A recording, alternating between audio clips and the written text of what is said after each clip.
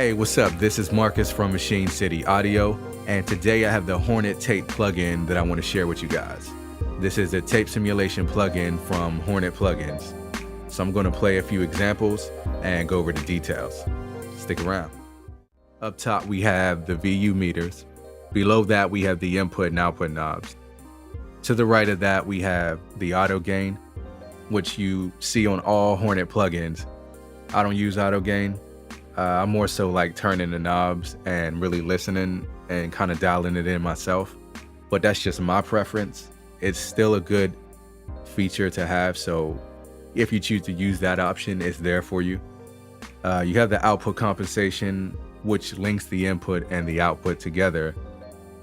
So when you turn the knobs, they move together to help compensate for the increase of gain you get when you drive the signal. It has the hiss button, which I normally keep off as well, because once you put a lot of these on a track, like on the first inserts, and you put a lot of these on there, it starts to build up and it can get really loud. But that option's there for you as well.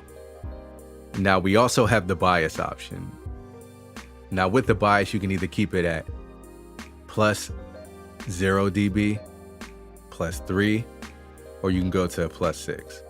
What the bias does is it changes the saturation point and frequency characteristics, and it mostly affects the high content because tape tends to dull the signal a little bit when it's hit hard.